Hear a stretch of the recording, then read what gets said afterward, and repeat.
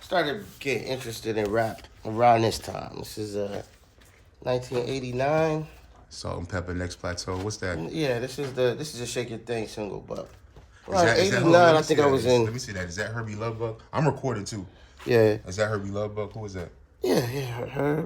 He did all that shit. But yeah. So '89, I was going from sixth grade to seventh grade. Fucking fifth grade to sixth grade, around there. But it's the time when puberty hits. You know what I'm saying? You start thinking about girls. You start wanting to think about fashion and shit. You start wanting to look good. You want to respect your friends and shit. And I was never an athlete. I don't know. My mom used to work in the gym and shit. And that shit used to just feel like a lot of work, unnecessary work. But music was my shit. What year was that when the music started though? Yeah, so I started really getting into it around 91. What school did you go to?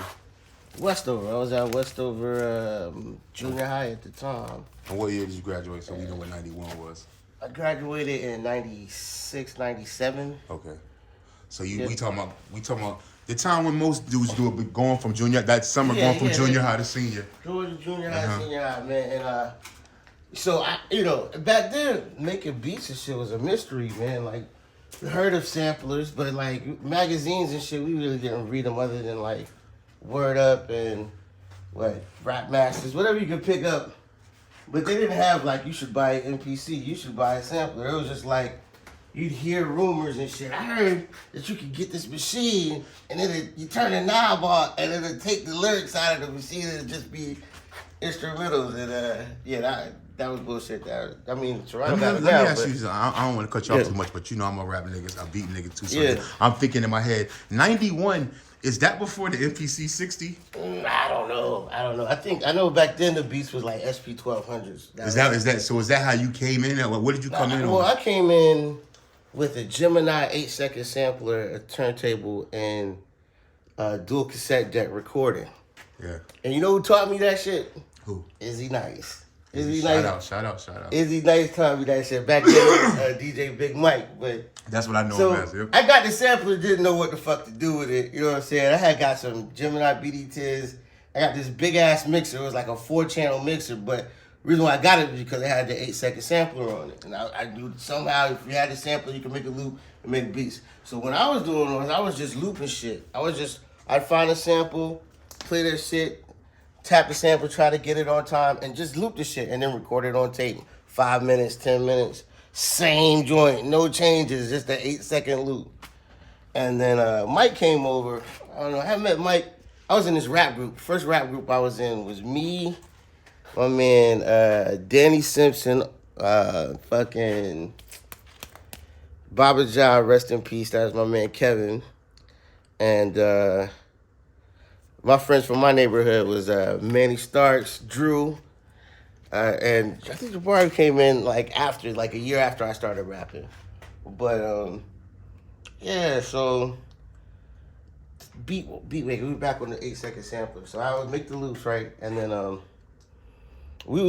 me and the rap group would run around doing this one song where it was like a posse cut where everybody had a verse. What were y'all running around to, the high school talent shows? Man, we would do that shit in the mall. We would do that shit at the skating ring. We would do that shit at the fucking movie theater. Wherever kids was at congregating, we try to cipher up. Mm-hmm. Right? And then, I did that shit at school and Mike was like, hey, man, I DJ and shit, some shit. Anyway, we connected at school and he came by. I showed him my setup. And the first thing he did was he started making a loop, and then once the loop was going, he grabbed another record and played on top of it. I was like, oh shit! He was showing you some shit at the same time. You mixed it. Yeah. You're mixing the set. Okay, that's how you do this shit. And you record that, you get a little bit of that, and then you record it again, and then. Yo, I don't want to cut you off, but like I said, I'm a beat nigga, so I'm thinking of the same shit. That story you just told, and it's crazy. We talk about friendships too, because even when I was kicking it with Young Cakes, and Cakes was talking about his friendship with Rain and how they was running the streets of like 7th grade, reminded me of me and Miko. But what you was just saying about you and Mike, Sean Beeman is an older nigga than me. But I swear to you, I have been making beats for years and sampling for years before I met Sean Beeman. But prior to meeting Sean Beeman that first night, I never knew that niggas sliced the sample into like different Chops. into different bars, and that's Yeah. how they kept it on beat. So he was showing you some shit. Yeah, like you had to chop it down a little bit. Your and man's then came taste over it from out. school after school, Yeah. and he was showing you some Yeah, shit. he was showing me some shit. He was showing me some shit, and so yeah, the rise, the rise. So, yeah, so the first joints that we like recorded and put out. So yeah, we had that song for a while. A rap group broke up. I don't know for what reasons or whatever. They stayed in New Ponderosa. We stayed in Foxfire. It was geographical. It It was just, and I was in Foxfire, and that's who really came through. That first year, there was this cat at my school named Willie Dixon. He had like this tooth, and he was a rapper.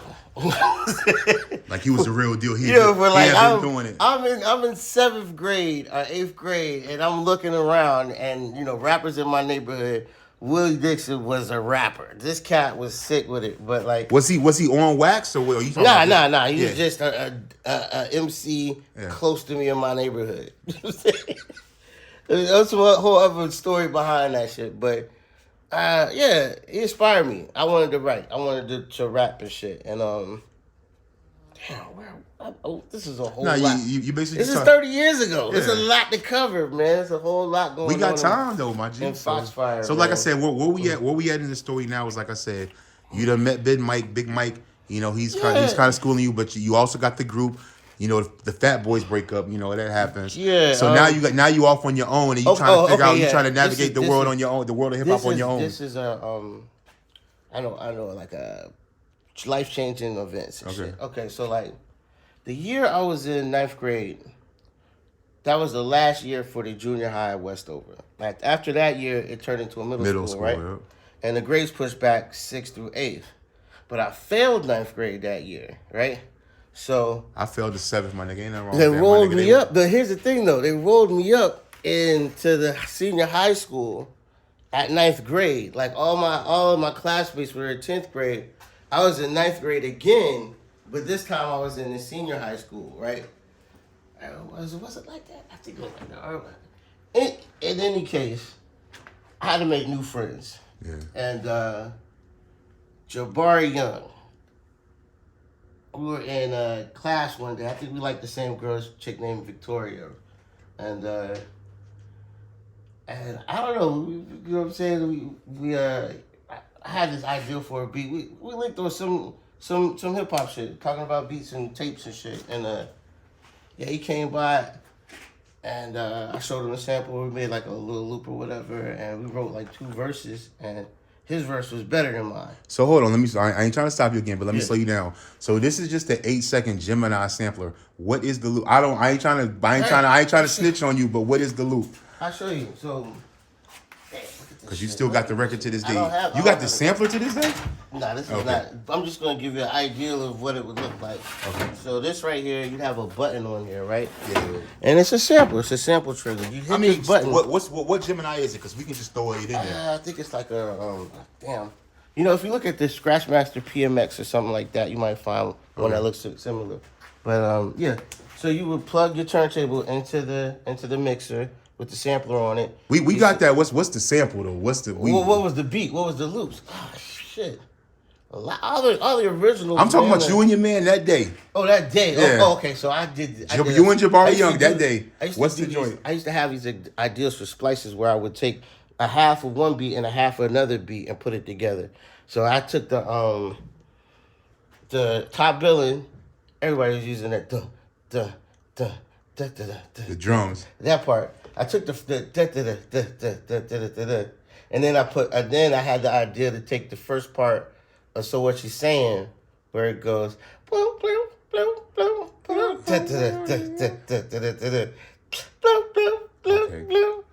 that was it. Like, but it wasn't like in order to do that, you had to fucking record, catch it perfect on the tape, record the other part, catch it perfect on the tape. The kids have no idea. Yeah.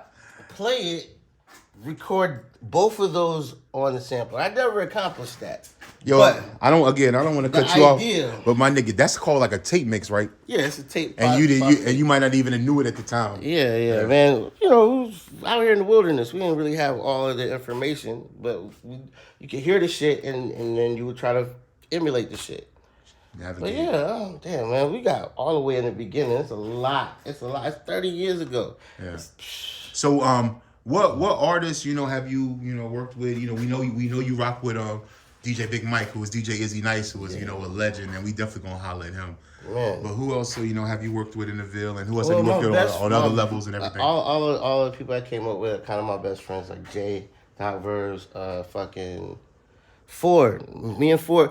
So the Ivy League, okay, that's a whole other story. That's what everybody wants to know about is the Ivy League. Because that's niggas like me and him at that age. That's us like listening to like 107.7 and the Ivy League. Yeah. The Ivy League. Wow. So you know my man Mike Worthing?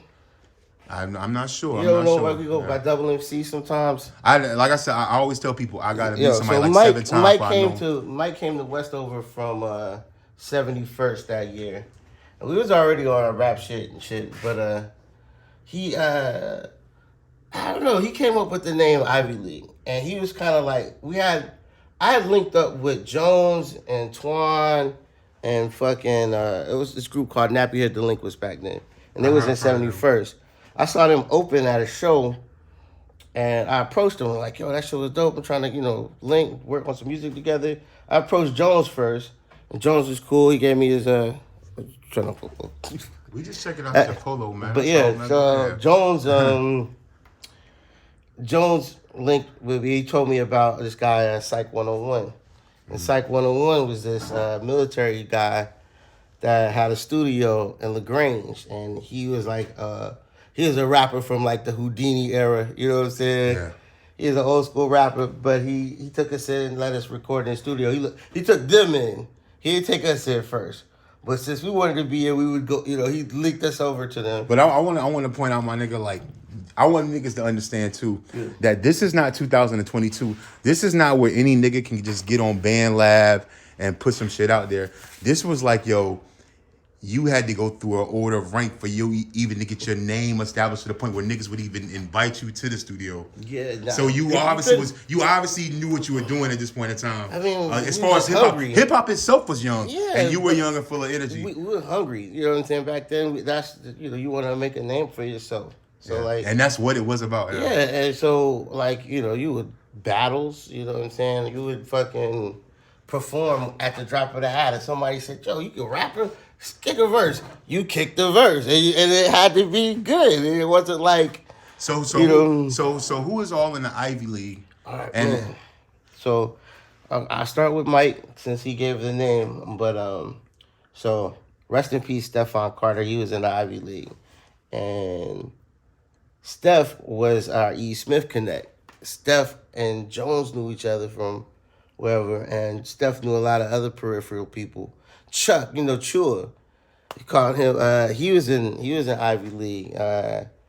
So the Nappy Head Delinquents, and their younger brothers. Irv's partner at the time was Golden Child. Now you speaking of Irv that do the beats? Yeah, Irv, Four Tough. Everybody knows. Damn, so y'all niggas was heavy and y'all damn near was like DITC. Yeah, I think back then that's the thing. Like, since there was no internet or no social media, if you lived hip hop, if you had to connect on a real level. If music was your life and you did it, and and you were out here in the streets per se, the work you put in speak for itself. You know what I'm saying? People knew you for that. So like I said, where I know Ivy League from is like I said, just being a young nigga listening to 107.7 and being up late nights, waiting to hear those remixes, not only waiting to catch those those Raekwon remixes on my tape, but being able to catch those the Fib, the Bomb Shelter, the Ivy League, the what was out at that time. Yeah, they were playing local music on the air. They still do that. 104 does that Yeah, everybody does it, but So like I said, we even gonna get all these songs out. Not only gonna get all these songs out, but we might even shoot some videos for these songs. Not only the classics, but the new joints. But like I said, so what was the joints that was on 107? Because like I said, we gonna get to the bottom of all this, and we gonna put all this out there. All right, so I think the 107 Connect was damn.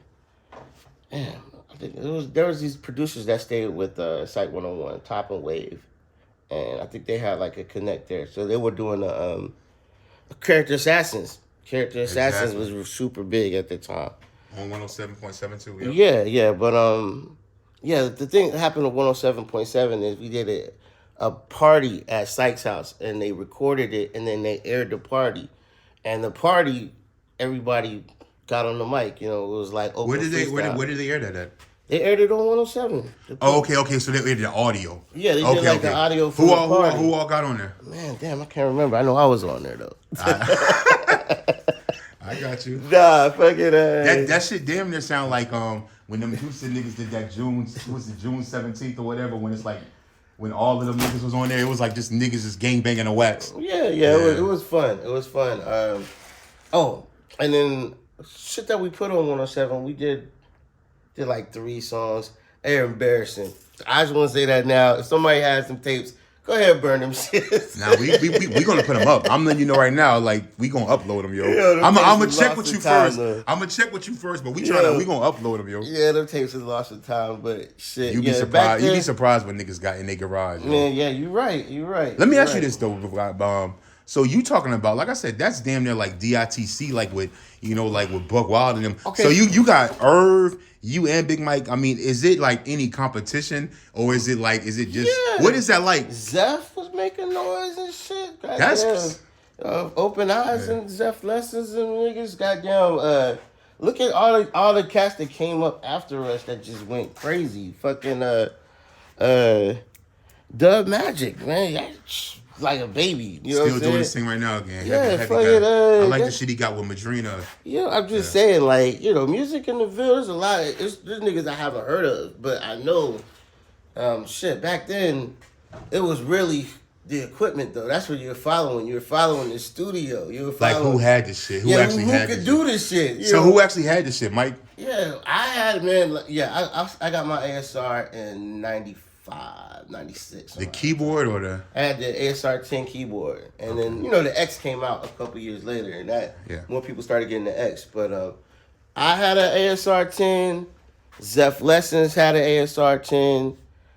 DJ Tony Tone had an ASR 10, I believe, and that was it. That was it for that. And then Top and Wave. How did you feel like? Hold on, I ain't trying to stop you, but my nigga, we talking about like 91, 92. Yeah. How the fuck did you get $2,000?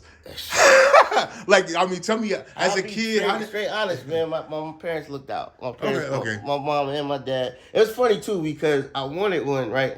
My dad was like, "Fuck no," and then my mom was like, "I see you spend all this money, you know what I'm saying, or things that to like." Shit you love. That shit. Yeah, like the shit that doesn't mean anything. And she was he's like, he really gonna do something with this. Like, so you should get it for him.